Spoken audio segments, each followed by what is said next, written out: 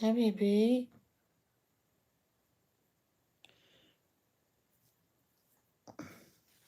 Are you okay now?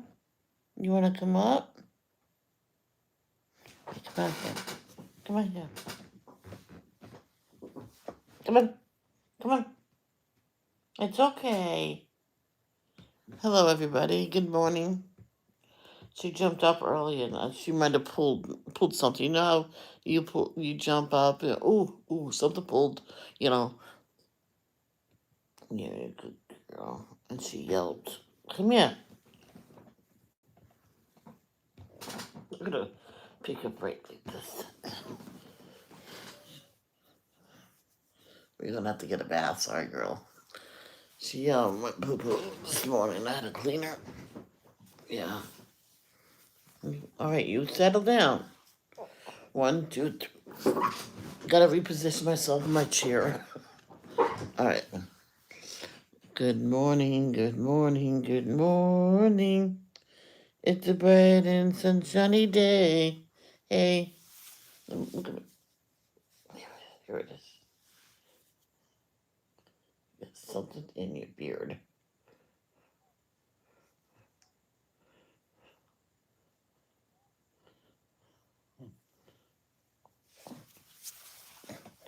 It's okay. Ivy, stop. Where did it go? Oh, here we go. All done. All clean. All clean, yeah. There's a fuzz something. I don't know.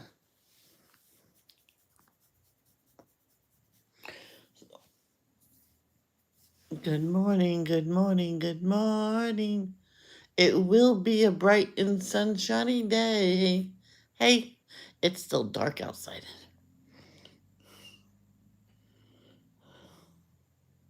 I felt congested, so I got nervous and looked up the symptoms of COVID. Oh, no, not COVID. It's just bronchitis. No. But right now, I'm not congested anymore, so that's creepy.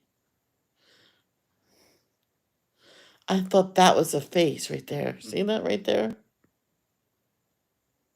It's the cameras on my phone reflection.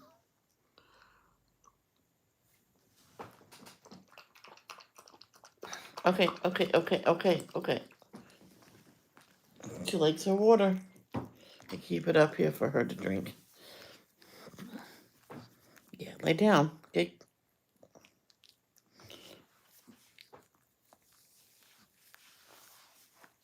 Here we go. Lay down, baby. Lay down. Used to fit up here just right. Okay, I want to read this. Okay.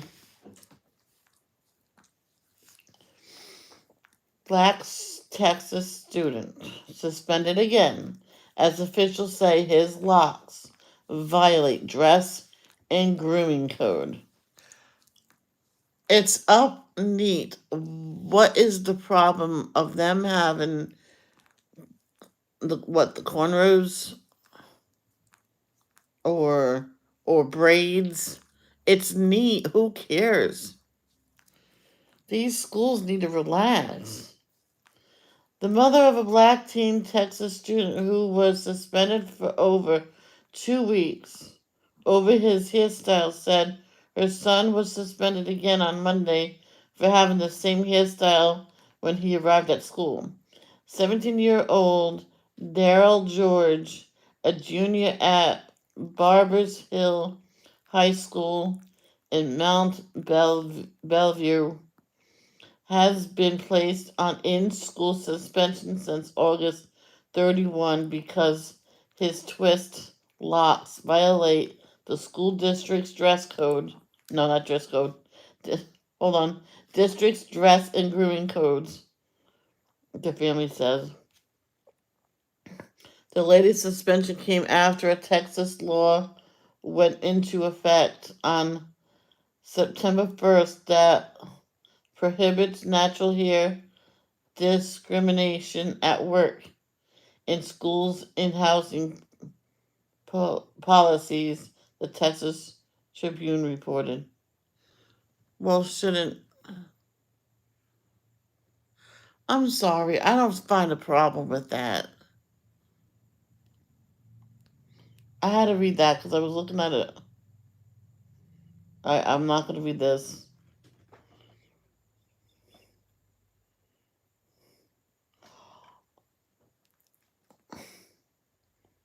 Well, not now, I'm not.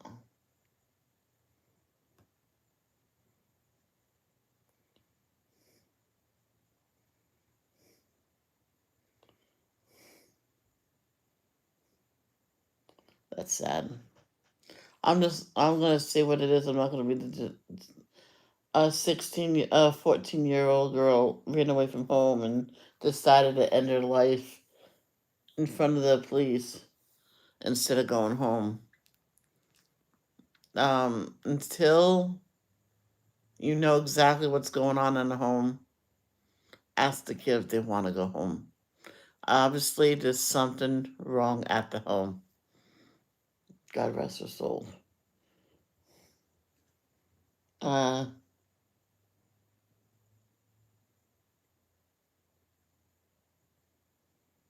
Jaylee, you rest in peace.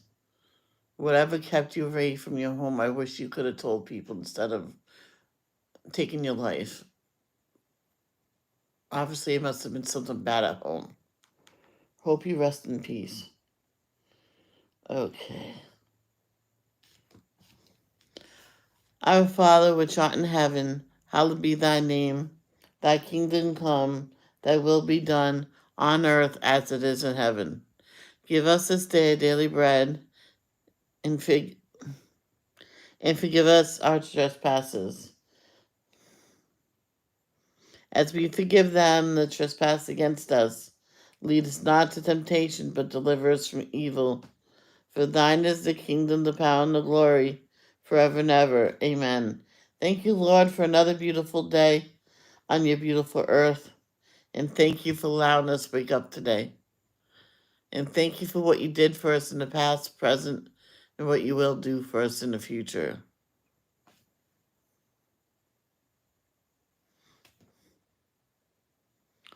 And Jehovah, please accept Jaylee up there, even though she took her own life. Obviously, there was something really wrong at home, and they were going to make her go back home. Please accept her up there. Please accept her when Jesus returns to us. Please accept her to be saved along the rest of us. And please continue to help Danielle wherever she is. Please heal her mind and soul. Please continue to help Cindy Lee, Celine Dion, Toby Keith, and Shannon Doherty, who all have life-threatening illnesses. Please heal them, cure them, please. And also look after the Frankie children. Let the truth come out that Russell did not do what his mother said he did. Because now he's being isolated. Because I don't think he did it. I think that was a lie. But anyway, please help the Frankie children, the Frankie family, and the Griffith family. That means everybody.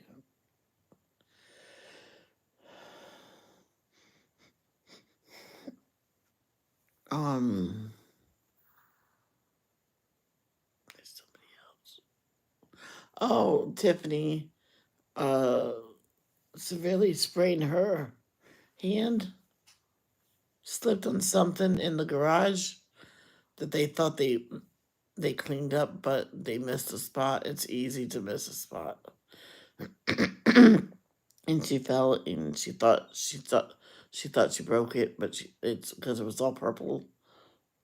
But it's not. So, but please heal her hand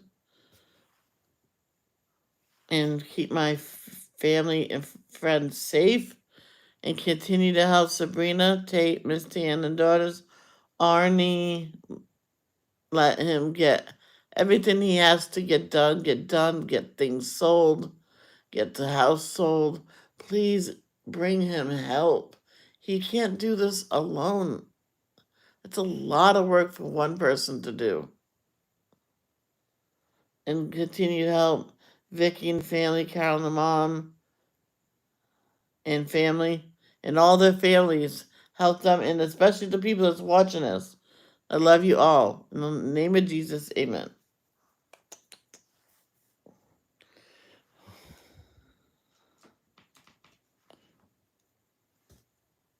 It's okay.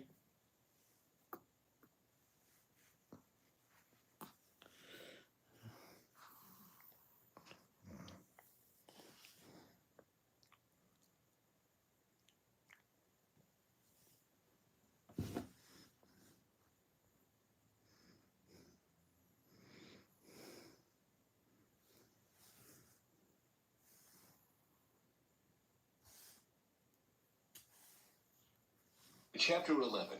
Saul defeats the Ammonites. About a month later, King Nahash of Ammon led his army against the Israelite town of Jabesh Gilead.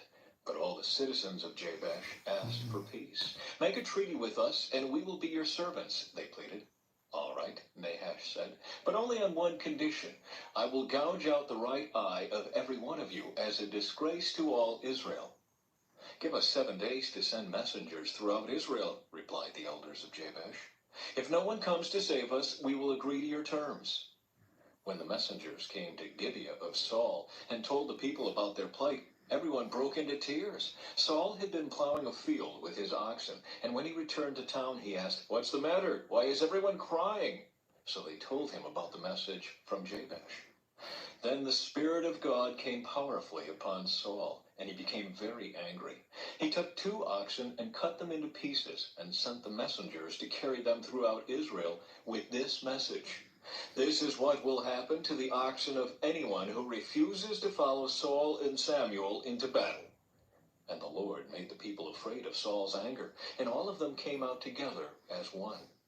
When Saul mobilized them at Bezek, he found that there were 300,000 men from Israel and 30,000 men from Judah. So Saul sent the messengers back to Jabesh Gilead to say, "We will rescue you by noontime tomorrow." There was great joy throughout the town when that message arrived. The men of Jabesh then told their enemies, "Tomorrow we will come out to you, and you can do to us whatever you wish." But before dawn the next morning, Saul arrived, having divided his army into 3 detachments. He launched a surprise attack against the Ammonites and slaughtered them the whole morning. The remnant of their army was so badly scattered that no 2 of them were left together. Then the people exclaimed to Samuel, "Now where are those men who said, 'Why should Saul rule over us?' Bring them here, and we will kill them." But Saul replied, "No one will be executed today, for today the Lord has rescued Israel."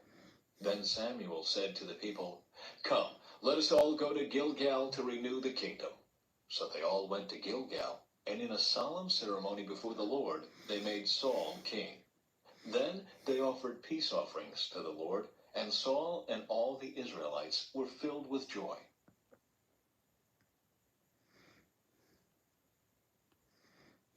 Chapter 12. Samuel's farewell address. Then Samuel addressed all Israel. "I have done as you asked and given you a king. Your king is now your leader. I stand here before you an old, gray-haired man, and my sons serve you. I have served as your leader from the time I was a boy to this very day. Now testify against me in the presence of the Lord and before his anointed one. Whose ox or donkey have I stolen? Have I ever cheated any of you? Have I ever oppressed you? Have I ever taken a bribe and perverted justice? Tell me, and I will make right whatever I have done wrong."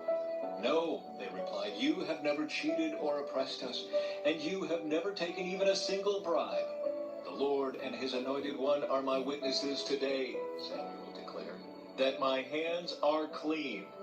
"Yes, he is a witness," they replied. It was the Lord who appointed Moses and Aaron, Samuel continued. He brought your ancestors out of the land of Egypt. Now stand here quietly before the Lord as I remind you of all the great things the Lord has done for you and your ancestors. When the Israelites were in Egypt and cried out to the Lord, he sent Moses and Aaron to rescue them from Egypt and to bring them into this land. But the people soon forgot about the Lord their God, so he handed them over to Sisera, the commander of Hazor's army, and also to the Philistines and to the king of Moab, who fought against them. Then they cried to the Lord again and confessed, "We have sinned by turning away from the Lord and worshiping the images of Baal and Ashtoreth. But we will worship you and you alone if you will rescue us from our enemies." Then the Lord sent Gideon, Bedan, Jephthah, and Samuel to save you, and you lived in safety. But when you were afraid of Nahash, the king of Ammon, you came to me and said that you wanted a king to reign over you, even though the Lord your God was already your king. All right, here is the king you have chosen. You asked for him, and the Lord has granted your request. Now, if you fear and worship the Lord and listen to his voice, and if you do not rebel against the Lord's commands, then both you and your king will show that you recognize the Lord as your God. But if you rebel against the Lord's commands and refuse to listen to him, then his hand will be as heavy upon you as it was upon your ancestors. Now stand here and see the great thing the Lord is about to do. You know that it does not rain at this time of the year during the wheat harvest. I will ask the Lord to send thunder and rain today. Then you will realize how wicked you have been in asking the Lord for a king. So Samuel called to the Lord, and the Lord sent thunder and rain that day, and all the people were terrified of the Lord and of Samuel. "Pray to the Lord your God for us, or we will die," they all said to Samuel. "For now we have added to our sins by asking for a king." "Don't be afraid," Samuel reassured them. "You have certainly done wrong, but make sure now that you worship the Lord with all your heart, and don't turn your back on him. Don't go back to worshiping worthless idols that cannot help or rescue you. They are totally useless. The Lord will not abandon his people because that would dishonor his great name. For it has pleased the Lord to make you his very own people. As for me, I will certainly not sin against the Lord by ending my prayers for you, and I will continue to teach you what is good and right. But be sure to fear the Lord and faithfully serve him. Think of all the wonderful things he has done for you. But if you continue to sin, you and your king will be swept away."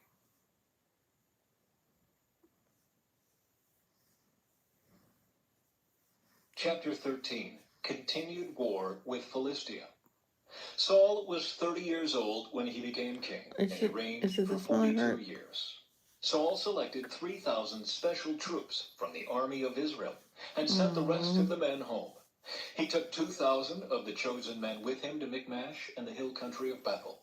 The other 1,000 went with Saul's son Jonathan to Gibeah in the land of Benjamin. Soon after this, Jonathan attacked and defeated the garrison of Philistines at Gibeah. The news spread quickly among the Philistines. So Saul blew the ram's horn throughout the land, saying, "Hebrews, hear this! Rise up in revolt!" All Israel heard the news that Saul had destroyed the Philistine garrison at Gibeah, and that the Philistines now hated the Israelites more than ever. So the entire Israelite army was summoned to join Saul at Gilgal. The Philistines mustered a mighty army of 3,000 chariots, 6,000 charioteers, and as many warriors as the grains of sand on the seashore. They camped at Michmash east of Bethaven. The men of Israel saw what a tight spot they were in, and because they were hard pressed by the enemy, they tried to hide in caves, thickets, rocks, holes, and cisterns. Some of them crossed the Jordan River and escaped into the land of Gad and Gilead. Saul's disobedience and Samuel's rebuke. Meanwhile, Saul stayed at Gilgal, and his men were trembling with fear. Saul waited there 7 days for Samuel, as Samuel had instructed him earlier. But Samuel still didn't come. Saul realized that his troops were rapidly slipping away. So he demanded, "Bring me the burnt offering and the peace offerings." And Saul sacrificed the burnt offering himself. Just as Saul was finishing with the burnt offering, Samuel arrived. Saul went out to meet and welcome him, but Samuel said, "What is this you have done?" Saul replied, I saw my men scattering from me, and you didn't arrive when you said you would, and the Philistines are at Michmash ready for battle. So I said, the Philistines are ready to march against us at Gilgal, and I haven't even asked for the Lord's help. So I felt compelled to offer the burnt offering myself before you came. How foolish, Samuel exclaimed. You have not kept the command the Lord your God gave you. Had you kept it, the Lord would have established your kingdom over Israel forever. But now your kingdom must end. For the Lord has sought out a man after his own heart. The Lord has already appointed him to be the leader of his people, because you have not kept the Lord's command. Israel's military disadvantage. Samuel then left Gilgal and went on his way, but the rest of the troops went with Saul to meet the army. They went up from Gilgal to Gibeah in the land of Benjamin. When Saul counted the men who were still with him, he found only 600 were left. Saul and Jonathan and the troops with them were staying at Gibeah in the land of Benjamin. The Philistines set up their camp at Michmash. 3 raiding parties soon left the camp of the Philistines. One went north toward Ophrah in the land of Shur, another went west to Beth-horon, and the third moved toward the border above the valley of Zeboim, near the wilderness. There were no blacksmiths in the land of Israel in those days. The Philistines wouldn't allow them for fear they would make swords and spears for the Hebrews. So whenever the Israelites needed to sharpen their plowshares, picks, axes, or sickles, they had to take them to a Philistine blacksmith. The charges were as follows: 1/4 of an ounce of silver for sharpening a plowshare or a pick, and 1/8 of an ounce for sharpening an axe, a sickle, or an ox goad. So on the day of the battle, none of the people of Israel had a sword or spear, except for Saul and Jonathan. The pass at Michmash had meanwhile been secured by a contingent of the Philistine army.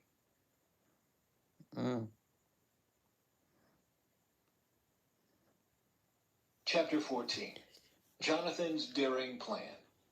One day Jonathan said to his armor-bearer, "Come on, let's go over to where the Philistines have their outpost." But Jonathan did not tell his father what he was doing. Meanwhile, Saul and his 600 men were camped on the outskirts of Gibeah, around the pomegranate tree at Migron. Among Saul's men was Ahijah the priest, who was wearing the ephod, the priestly vest. Ahijah was the son of Ichabod's brother Ahitub, son of Phinehas, son of Eli, the priest of the Lord, who had served at Shiloh. No one realized that Jonathan had left the Israelite camp. To reach the Philistine outpost, Jonathan had to go down between 2 rocky cliffs that were called Bozez and Sina. The cliff on the north was in front of Michmash, and the one on the south was in front of Gibeah. "Let's go across to the outpost of those pagans," Jonathan said to his armor-bearer. "Perhaps the Lord will help us, for nothing can hinder the Lord. He can win a battle whether he has many warriors or only a few." "Do what you think is best," the armor-bearer replied. "I'm with you completely, whatever you decide." "All right then," Jonathan told him. "We will cross over and let them see us. If they say to us, 'Stay where you are or we'll kill you,' then we will stop and not go up to them. But if they say, 'Come on up and fight,' then we will go up. That will be the Lord's sign that he will help us defeat them." When the Philistines saw them coming, they shouted, "Look, the Hebrews are crawling out of their holes." Then the men from the outpost shouted to Jonathan, "Come on up here, and we'll teach you a lesson." "Come on, climb right behind me," Jonathan said to his armor-bearer, "for the Lord will help us defeat them." So they climbed up using both hands and feet, and the Philistines fell before Jonathan, and his armor-bearer killed those who came behind them. They killed some 20 men in all, and their bodies were scattered over about half an acre. Suddenly panic broke out in the Philistine army, both in the camp and in the field, including even the outposts and raiding parties. And just then an earthquake struck, and everyone was terrified. Israel defeats the Philistines. Saul's lookouts in Gibeah of Benjamin saw a strange sight. The vast army of Philistines began to melt away in every direction.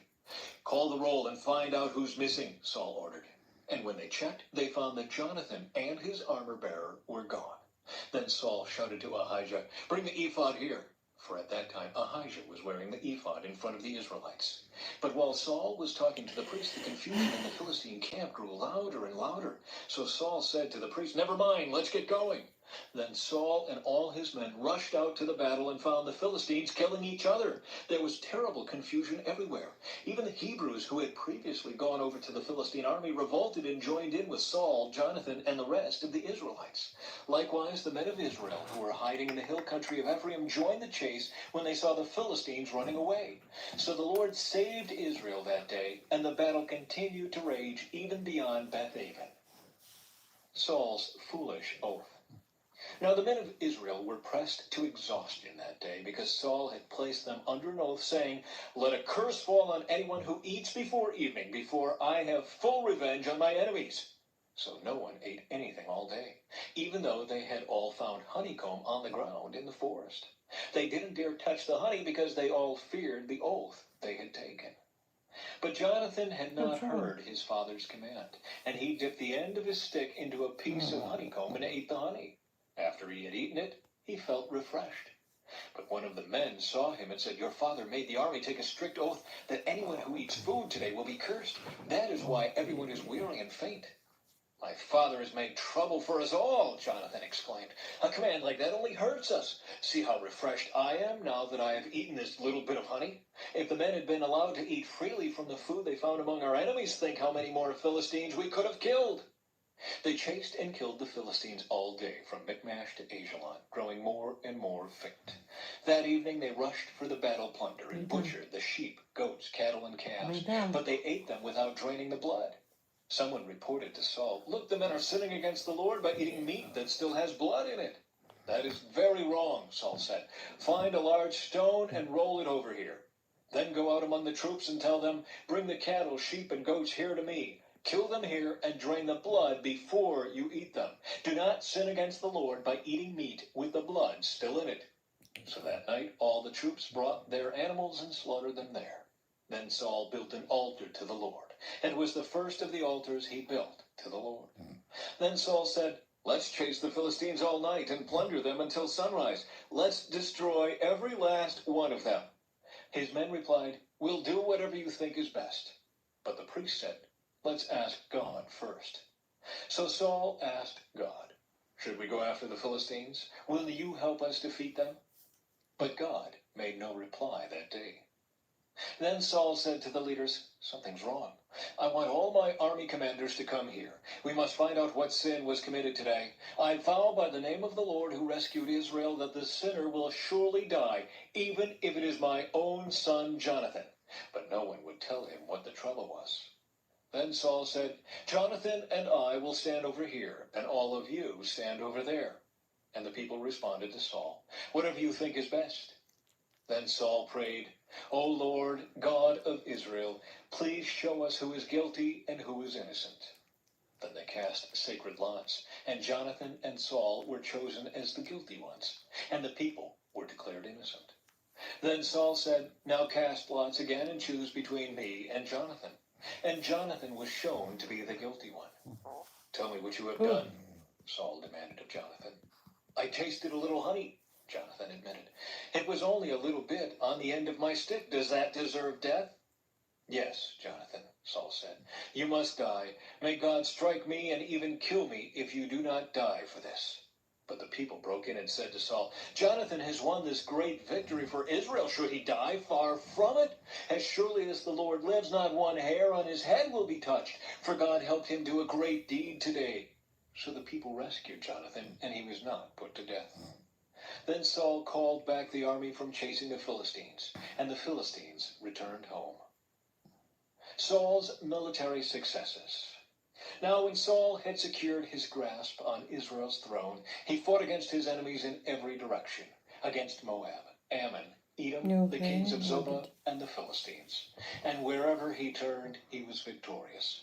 He performed great deeds and conquered the Amalekites, saving Israel from all those who had plundered them. Saul's sons included Jonathan, Ishbosheth, and Malchishua. He also had 2 daughters, Merab, who was older, and Michal. Saul's wife was Ahinoam, the daughter of Ahimaaz. The commander of Saul's army was Abner, the son of Saul's uncle Ner. Saul's father Kish and Abner's father Ner were both sons of Abiel. The Israelites fought constantly with the Philistines throughout Saul's lifetime. So whenever Saul observed a young man who was brave and strong, he drafted him into his army.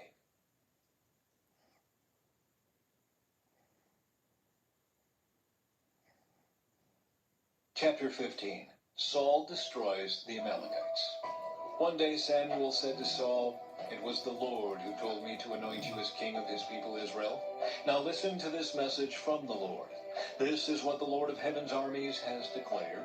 I have decided to settle accounts with the nation of Amalek for opposing Israel when they came from Egypt. Now go and completely destroy the entire Amalekite nation.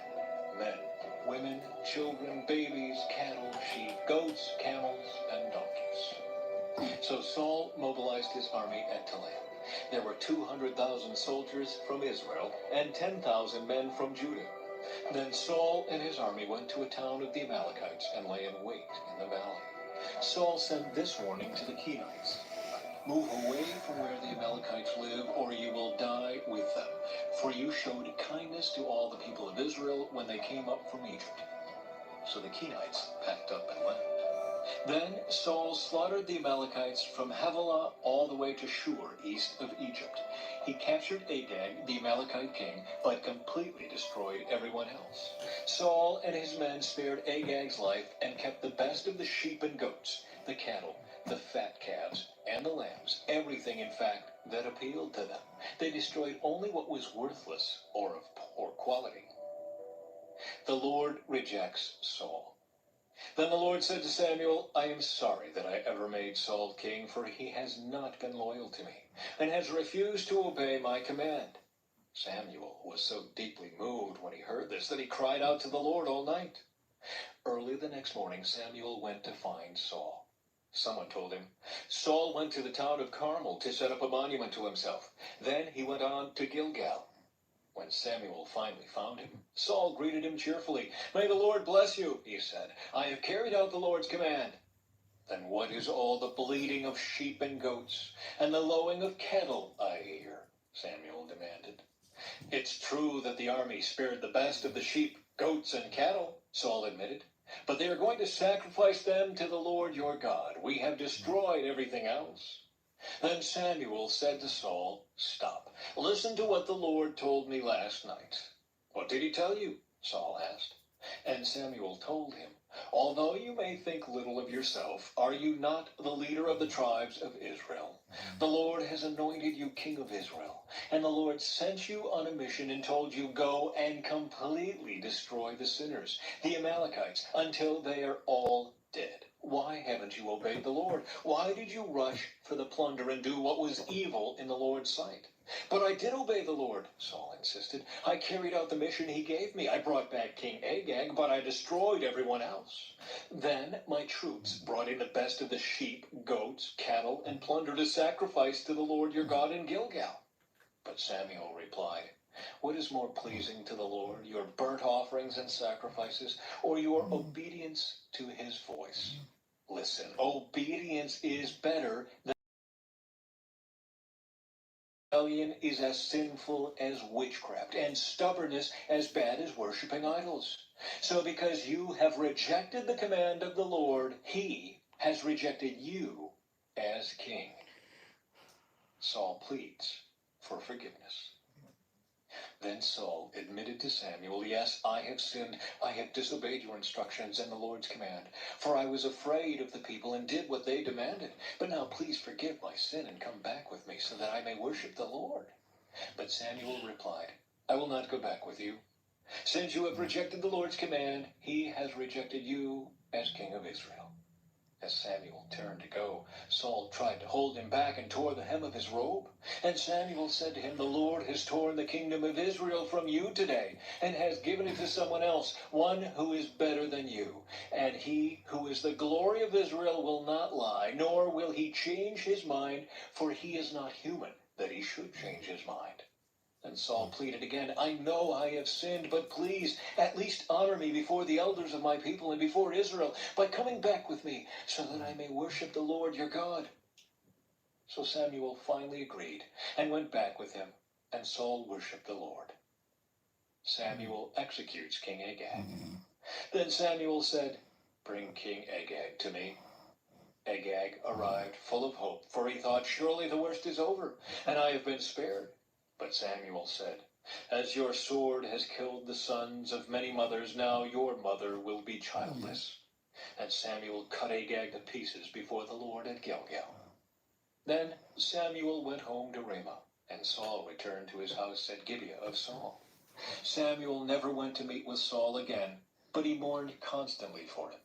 And the Lord was sorry he had ever made Saul king of Israel. Mm.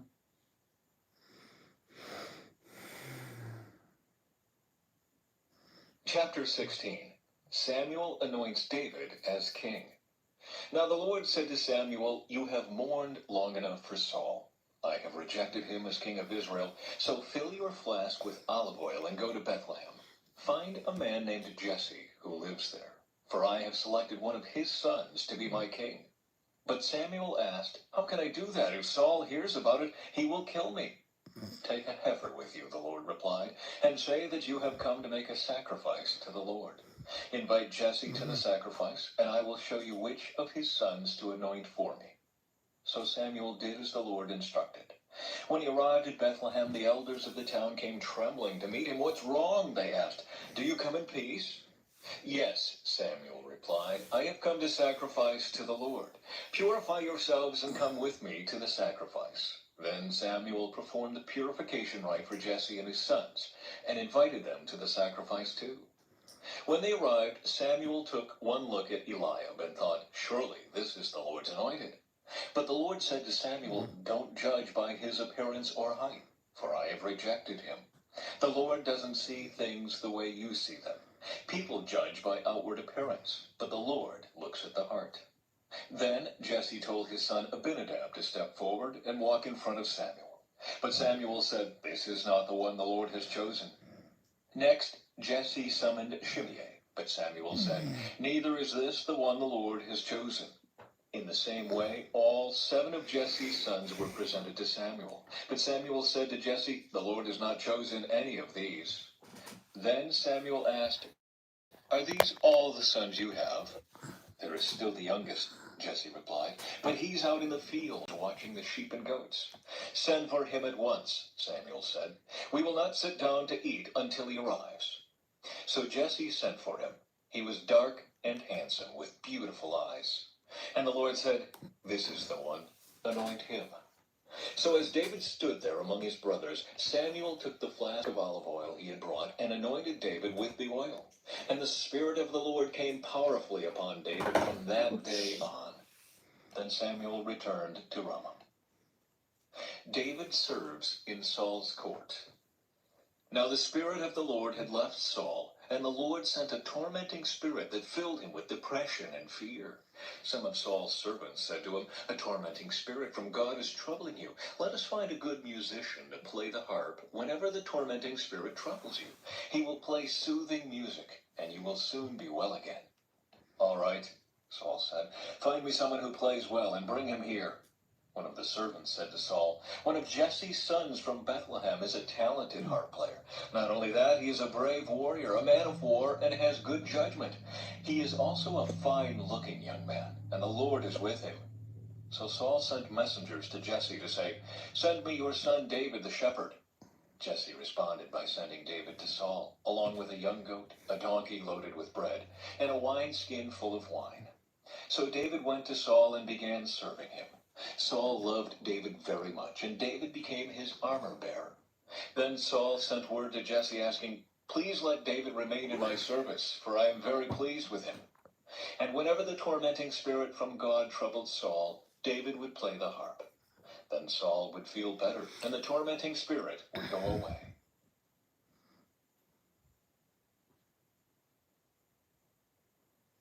Chapter 17. Goliath challenges the Israelites. The Philistines now mustered their army for battle and camped between Soko in Judah and Azekah at Ephes-dammim.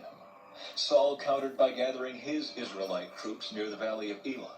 So the Philistines and Israelites faced each other on opposite hills, with the valley between them. Then Goliath, a Philistine champion from Gath, came out of the Philistine ranks to face the forces of Israel. He was over 9 feet tall, He wore a bronze helmet, and his bronze coat of mail weighed 125 pounds. He also wore bronze leg armor, and he carried a bronze javelin on his shoulder. The shaft of his spear was as heavy and thick as a weaver's beam, tipped with an iron spearhead that weighed 15 pounds. His armor-bearer walked ahead of him, carrying a shield. Goliath stood and shouted a taunt across to the Israelites. "Why are you all coming out to fight?" he called. "I am the Philistine champion, but you are only the servants of Saul. Choose one man to come down here and fight me. If he kills me, then we will be your slaves. But if I kill him, you will be our slaves. I defy the armies of Israel today. Send me a man who will fight me." When Saul and the Israelites heard this, they were terrified and deeply shaken. Jesse sends David to Saul's camp. Now David was the son of a man named Jesse, an Ephrathite from Bethlehem in the land of Judah. Jesse was an old man at that time, and he had 8 sons. Jesse's 3 oldest sons, Eliab, Abinadab, and Shimei, had already joined Saul's army to fight the Philistines. David was the youngest son. David's 3 oldest brothers stayed with Saul's army, but David went back and forth so he could help his father with the sheep in Bethlehem. For 40 days, every morning and evening, the Philistine champions strutted in front of the Israelite army. One day Jesse said to David, "Take this basket of roasted grain and these 10 loaves of bread and carry them quickly to your brothers. And give these 10 cuts of cheese to their captain. See how your brothers are getting along and bring back a report on how they are doing." David's brothers were with Saul and the Israelite army at the valley of Elah, fighting against the Philistines. So David left the sheep with another shepherd and set out early the next morning with the gifts, as Jesse had directed him. He arrived at the camp just as the Israelite army was leaving for the battlefield with shouts and battle cries.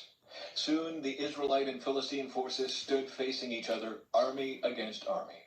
David left his things with the keeper of supplies and hurried out to the ranks to greet his brothers. As he was talking with them, Goliath, the Philistine champion from Gath, came out from the Philistine ranks. Then David heard him shout his usual taunt to the army of Israel. As soon as the Israelite army saw him, they began to run away in fright. "Have you seen the giant?" the men asked. "He comes out each day to defy Israel. The king has offered a huge reward to anyone who kills him. He will give that man one of his daughters for a wife, and the man's entire family will be exempted from paying taxes." David asked the soldiers standing nearby, "What will a man get for killing this Philistine and ending his defiance of Israel? Who is this pagan Philistine anyway, that he is allowed to defy the armies of the living God?" And these men gave David the same reply. They said, "Yes, that is the reward for killing him." But when David's oldest brother Eliab heard David talking to the men, he was angry. "What are you doing around here anyway?" he demanded. "What about those few sheep you're supposed to be taking care of? I know about your pride and deceit. You just want to see the battle." "What have I done now?" David replied. "I was only asking a question." He walked over to some others and asked them the same thing and received the same answer. Oh, sorry, guys. Then David's question was reported to King Saul, and the king sent for him. David kills Goliath. "Don't worry about this Philistine," David told Saul. "I'll go fight him." "Don't be ridiculous," Saul replied. "There's no way you can fight this Philistine and possibly win. You're only a boy, and he's been a man of war since his youth." But David persisted. "I have been taking care of my father's sheep and goats," he said. "When a lion or a bear comes to steal a lamb from the flock, I go after it with a club and rescue the lamb from its mouth. If the animal turns on me, I catch it by the jaw and club it to death.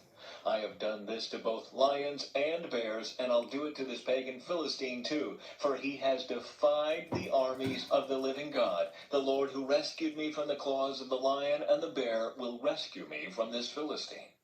Saul finally consented. "All right, go ahead," he said, "and may the Lord be with you."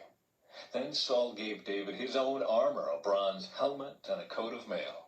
David put it on, strapped the sword over it, and took a step or two to see what it was like, for he had never worn such things before. "I can't go in these," he protested to Saul. "I'm not used to them." So David took them off again. He picked up 5 smooth stones from a stream and put them into his shepherd's bag. Then, armed only with his shepherd's staff and sling, he started across the valley to fight the Philistine. Goliath walked out toward David with his shield bearer ahead of him, sneering in contempt at this ruddy-faced boy. "Am I a dog," he roared at David, "that you come at me with a stick?" And he cursed David by the names of his gods. "Come over here, and I'll give your flesh to the birds and wild animals," Goliath yelled. David replied to the Philistine, "You come to me with sword, spear, and javelin, but I come to you in the name of the Lord of heaven's armies, the God of the armies of Israel, whom you have defied. Today the Lord will conquer you, and I will kill you and cut off your head. And then I will give the dead bodies of your men to the birds and wild animals, and the whole world will know that there is a God in Israel. And everyone assembled here will know that the Lord rescues his people, but not with sword and spear. This is the Lord's battle, and he will give you to us." As Goliath moved closer to attack, David quickly ran out to meet him. Reaching into his shepherd's bag and taking out a stone, he hurled it with his sling and hit the Philistine in the forehead. The stone sank in, and Goliath stumbled and fell face down on the ground. So David triumphed over the Philistine with only a sling and a stone, for he had no sword. Then David ran over and pulled Goliath's sword from its sheath. David used it to kill him and cut off his head. Israel routs the Philistines. When the Philistines saw that their champion was dead, they turned and ran. Then the men of Israel and Judah gave a great shout of triumph and rushed after the Philistines, chasing them as far as Gath and the gates of Ekron. The bodies of the dead and wounded Philistines were strewn all along the road, from Shaaraim as far as Gath and Ekron. Then the Israelite army returned and plundered the deserted Philistine camp. David took the Philistine's head to Jerusalem, but he stored the man's armor in his own tent. As Saul watched David go out to fight the Philistine, he asked Abner, the commander of his army, "Abner, whose son is this young man?" "I really don't know," Abner declared. "Well, find out who he is," the king told him. As soon as David returned from killing Goliath, Abner brought him to Saul with the Philistine's head still in his hand. "Tell me about your father, young man," Saul said. And David replied, "His name is Jesse, and we live in Bethlehem."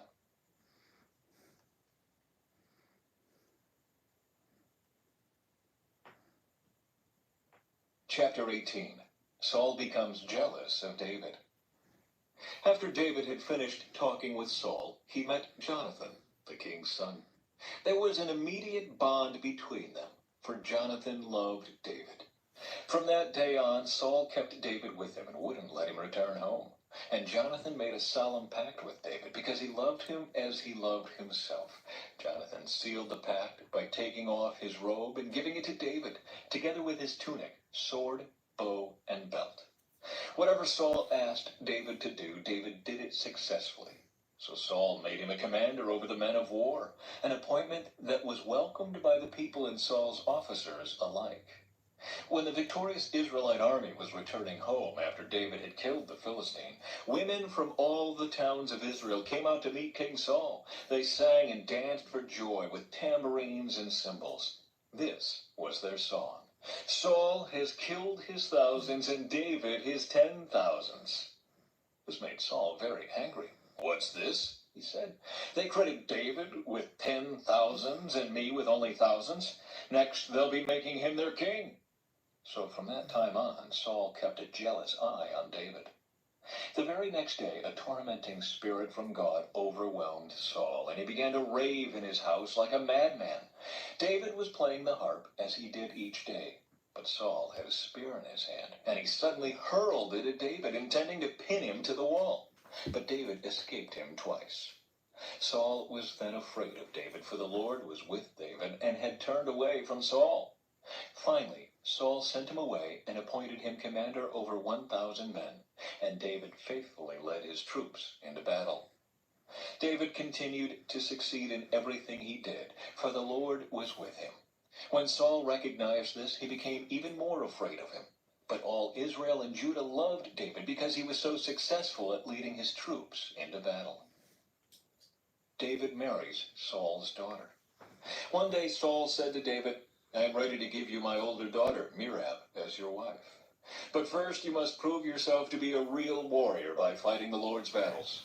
For Saul thought, I'll send him out against the Philistines and let them kill him rather than doing it myself. Who am I, and what is my family in Israel, that I should be the king's son-in-law? David exclaimed. My father's family is nothing. So when the time came for Saul to give his daughter Merab in marriage to David, he gave her instead to Adriel, a man from Jehovah. In the meantime, Saul's daughter Michal had fallen in love with David, and Saul was delighted when he heard about it. Here's another chance to see him killed by the Philistines, Saul said to himself. But to David he said, today you have a second chance to become my son-in-law. Then Saul told his men to say to David, the king really likes you, and so do we. Why don't you accept the king's offer and become his son-in-law? When Saul's men said these things to David, he replied, how can a poor man from a humble family afford the bride price for the daughter of a king? When Saul's men reported this back to the king, he told them, tell David that all I want for the bride price is 100 Philistine foreskins. Vengeance on my enemies is all I really want. But what Saul had in mind was that David would be killed in the fight. David was delighted to accept the offer. Before the time limit expired, he and his men went out and killed 200 Philistines.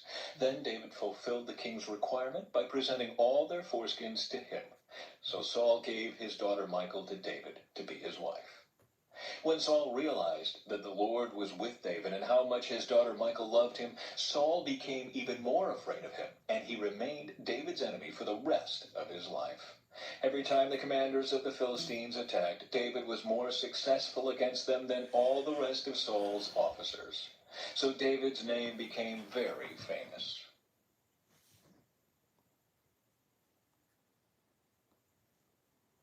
Chapter 19. Saul tries to kill David. Saul now urged his servants and his son Jonathan to assassinate David. But Jonathan, because of his strong affection for David, told him what his father was planning. Tomorrow morning, he warned him, you must find a hiding place out in the fields. I'll ask my father to go out there with me, and I'll talk to him about you. Then I'll tell you everything I can find out. The next morning, Jonathan spoke with his father about David, saying many good things about him. The king must not sin against his servant David, Jonathan said. He's never done anything to harm you. He has always helped you in any way he could. Have you forgotten about the time he risked his life to kill a Philistine giant, and how the Lord brought a great victory to all Israel as a result? You were certainly happy about it then. Why should you murder an innocent man like David? There's no reason for it at all.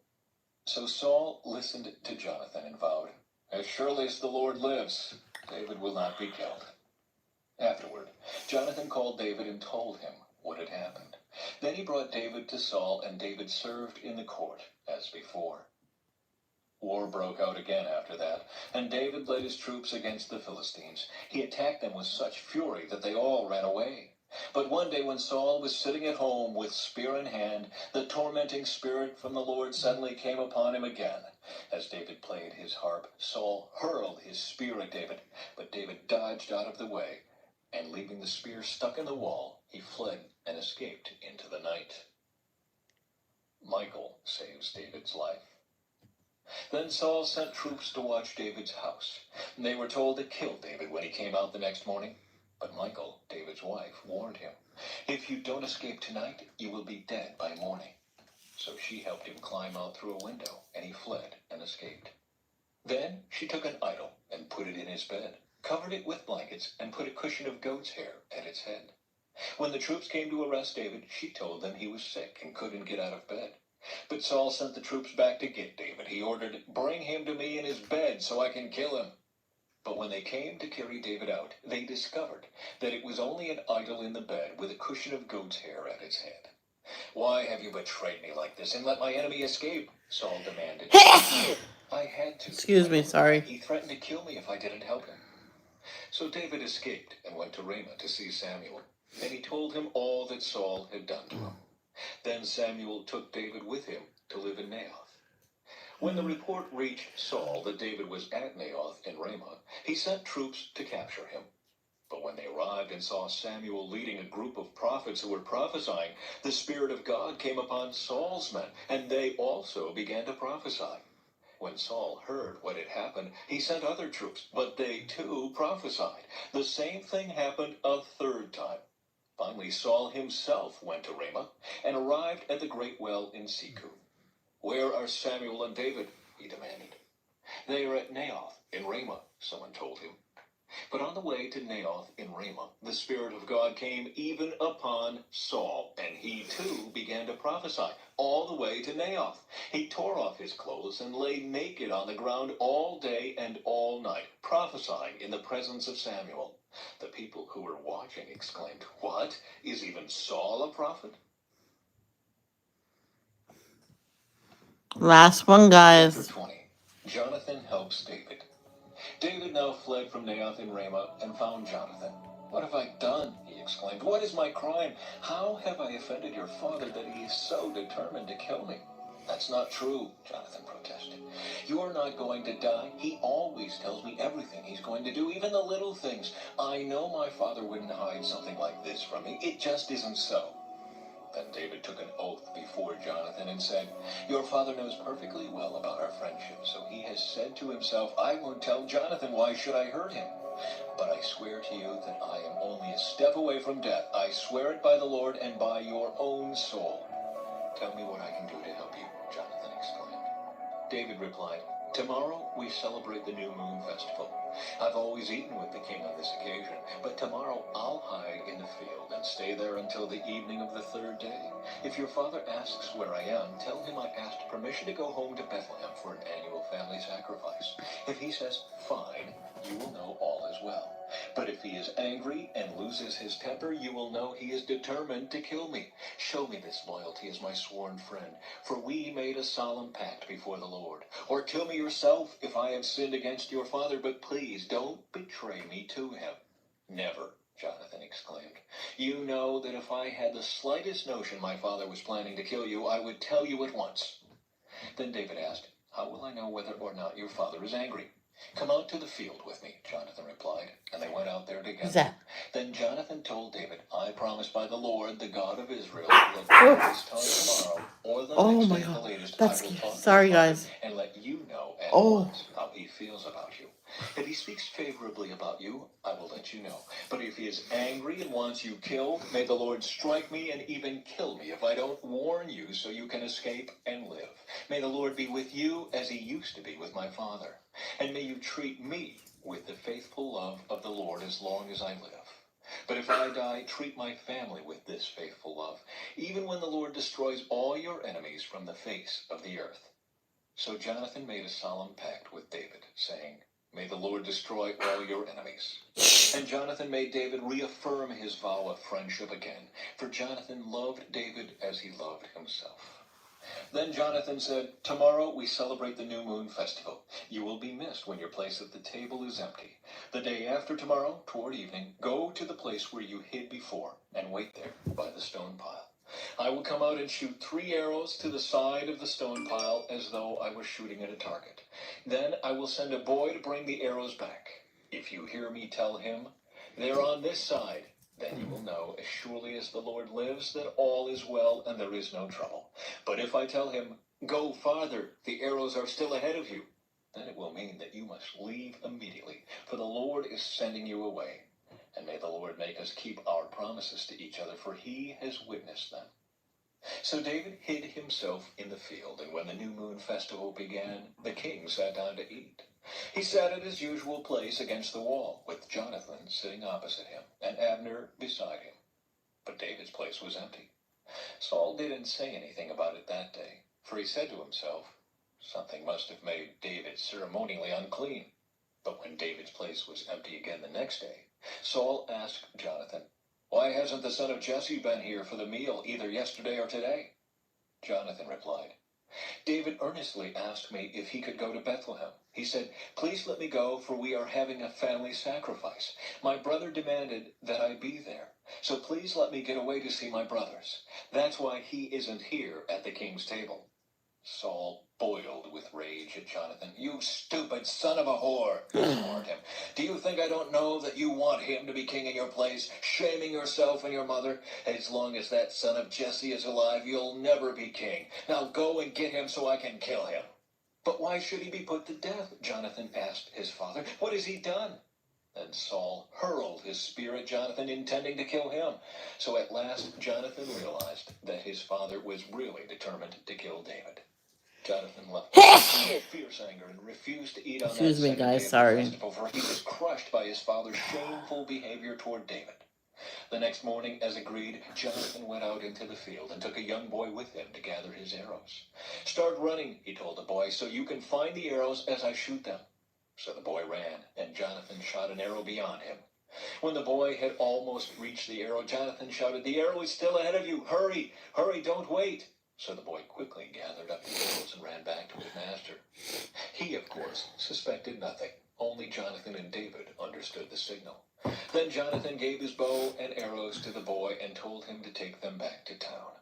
As soon as the boy was gone, David came out from where he had been hiding near the stone pile. Then David bowed 3 times to Jonathan with his face to the ground. Both of them were in tears as they embraced each other and said goodbye, especially David. At last Jonathan said to David, "Go in peace, for we have sworn loyalty to each other in the Lord's name. The Lord is the witness of a bond between us and our children forever." Then David left, and Jonathan returned to the town. And that is it. And I will see you momentarily. Oh, I know that's wrong, but some point this morning to go live, most likely at 10 a.m. Maybe earlier, maybe no, not earlier. It's Sunday. I'm not too sure if anybody was going to come this morning, but I'll go for the people who want to come. So you guys can come and just hang out, whatever you want. I love you guys. Love, don't judge. Peace out.